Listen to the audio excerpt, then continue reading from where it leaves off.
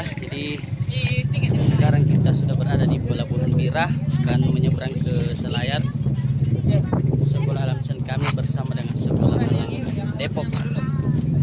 Kegiatan ekspedisi jalur rempah. Insyaallah mudah-mudahan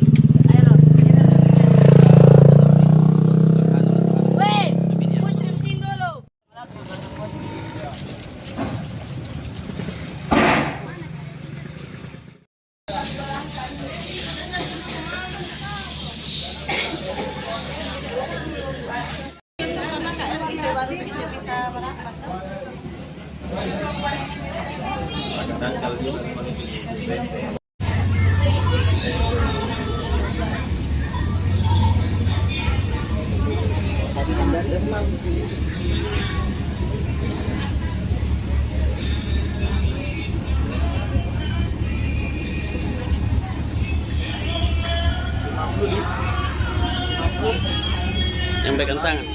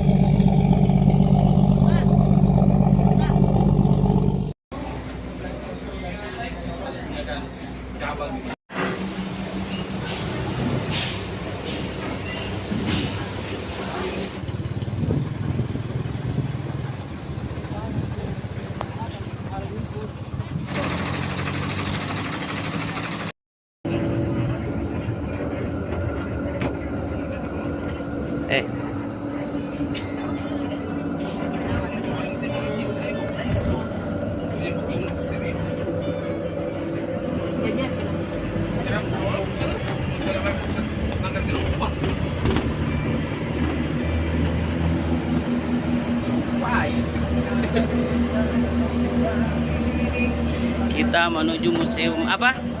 Negara.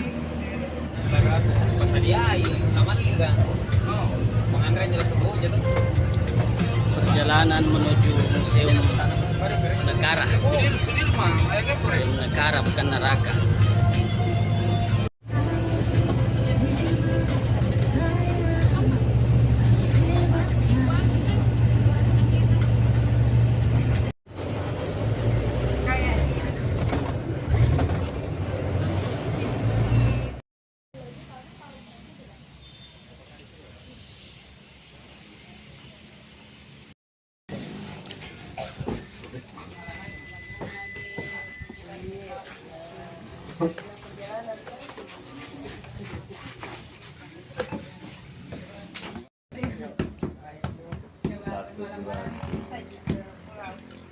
Ini kita bulan depan. Ya, ini apa saja olahan kelapa ini. Kalau kelapa itu minyak. Tapi seiring dengan banyaknya minyak kelapa sawit masuk, produksi lokal itu sangat bersaing secara kualitas dan harga, sehingga bisa dikata tidak ada lagi sekarang ini. Agak susah dicari minyak lokal. Kalau makanan khasnya di Selayar apa? Kalau ini paling kenari, yang dari kenari, tenteng kenari, terasi Kenari juga. juga banyak. Iya, kenari banyak, jadi yang menjadi favorit juga kalau ada pengunjung. Dengan terasi, Terasinya udang. iya. Jadi memang itu saja dengan adanya ditetapkannya tarif pelayaran dari Selayar menuju Johor menuju dan sebaliknya, beberapa pulau dan sebaliknya. Itu menandakan bahwa Selayar bukan sekedar transit tapi menjadi tujuan perdagangan. Dan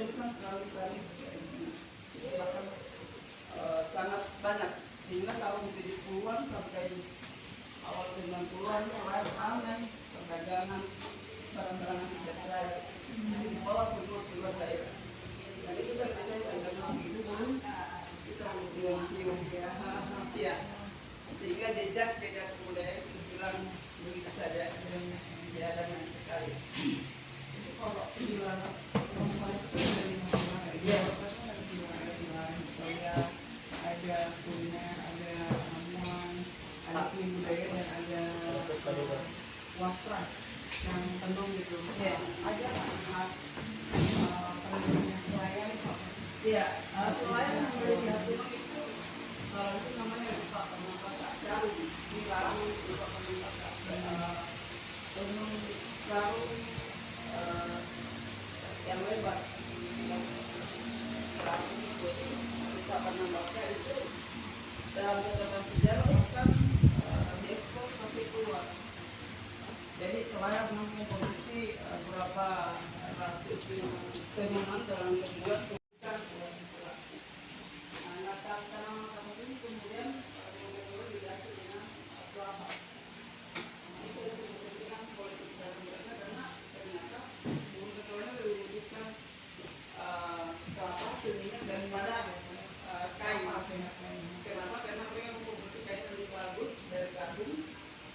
Dan itu kemudian menjadi salah satu kemudian punahnya penyelayar yang pertama kayak kapas kalau kita tiga di kelapa kemudian Eropa orang nasib dengan kayak yang lebih bagus itu yang kemudian lebih murah dan terjangkau oleh masyarakat dan itu menggunakan pasar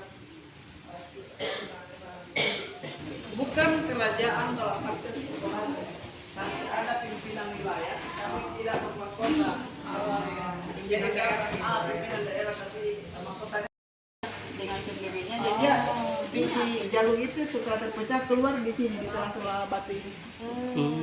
Jadi itu kita melakukannya berkali-kali karena tidak langsung ini setelah diayak digiling lagi digiling lagi berkali-kali penggilingan. Bentuk keluarannya adalah pecahan biji jagung kering. Karena kalau basah tidak bisa, tapi di beberapa tempat di Bugis bukan cuma jagung tapi untuk membuat tepung juga. Iya, berkali-kali karena hasil ayakan yang kasar masih digiling lagi dan digiling lagi. Jadi prosesnya lama. Nah sebelum makanya di sini hasil gilingan jagung namanya tempe karena sebelum digiling ternyata dia pakai alat tumbuk halus. Untuk membuat asung untuk membuat beras jagung. Jadi memang makanya namanya beras jagung itu namanya tetek karena ditumbuk. Nah, kalau pakai sarung gimana? Oh iya. Oh ini orang putih. Pakai sarungnya.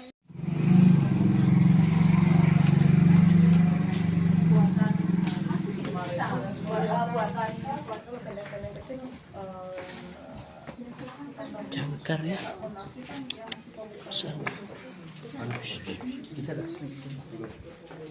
Jangkar ini merupakan salah satu bukti perdagangan di Selayar karena ini merupakan jangkar kapal yang berlayar dari yang dibawa oleh seorang saudagar Cina namanya Baba Lesang atau Coak Lesang. Ya, ada beberapa nama. Namun dalam catatan sejarah memang Padang merupakan salah satu pelabuhan di masa lalu, sehingga banyak kapal dagang yang kemudian berlabuh di daerah Padang. Nah di Padang ini umumnya penduduknya Cina Melayu. Mereka masyarakat Cina Melayu dan mereka pedagang dari Melayu, makanya banyak di sini gelar Ance atau Ance. Dalam catatan sejarah di dalam buku di Genggolok Selayar menyebutkan bahwa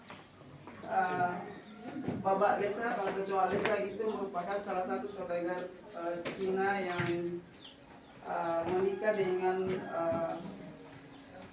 daerah orang dasar, kemudian dipercaya oleh Belanda untuk membuka korporasi di perdagangan di Selayar dan itu ditempatkan di Padang.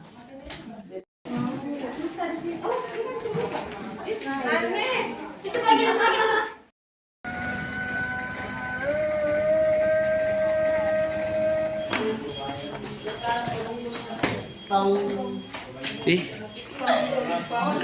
Kodok atau apa ini?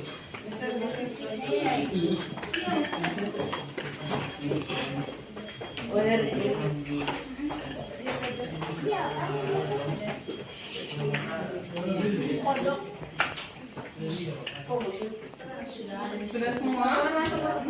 Tidak di jalan. Sudah semua? Sudah. Sudah. Silakan. Oke. Assalamualaikum warahmatullahi wabarakatuh. Assalamualaikum warahmatullahi wabarakatuh. Sekarang kita berada di lokasi Gong Negara.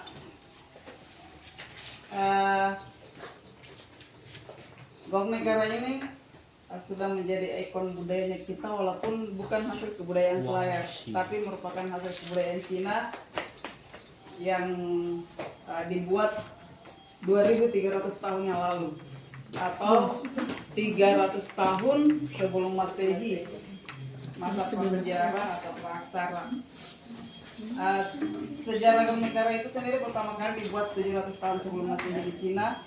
Awalnya dibuat hanya sebagai tempat seperti fungsinya sebagai bakul nasi, tapi kemudian dalam perkembangannya menjadi alat musik, kemudian menjadi alat ritual dan beberapa fungsi lainnya, dan itu tersebar di seluruh Asia Tenggara, ya. Dan khususnya di Indonesia, dari hasil penelitian terakhir menemukan sekitar 400 lebih buah Gong Negara yang tersebar dari Sumatera sampai Papua.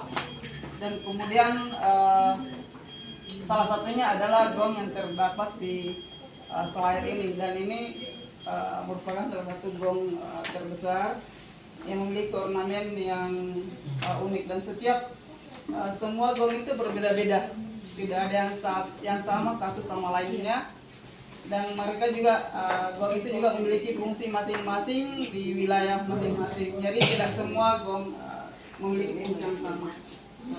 Nah, di Selayar sendiri gong ini ditemukan tahun 1868, ya, pada masa pemerintahan Opu Sumai Mapasan, raja terakhir di Kerajaan Antabangun, dan itu kemudian itu lokasinya ada di sebelah timur Kota Benteng sekitar 3 km. Dan kemudian pada tahun 1871 Kerajaan Putabanggun dengan ini adalah bekas wilayah Kerajaan Putabanggun, di mana pada waktu itu ada integrasi pemerintahan pada masa kolonial, dan Putabanggun menjadi pusat kerajaan, sehingga sejak saat itu benda-benda kerajaan yang ada di Putabanggun dipindahkan ke Bontobangun, sehingga sejak saat itulah Gong Negara ini berada di wilayah Kerajaan Bontobangun sampai hari ini.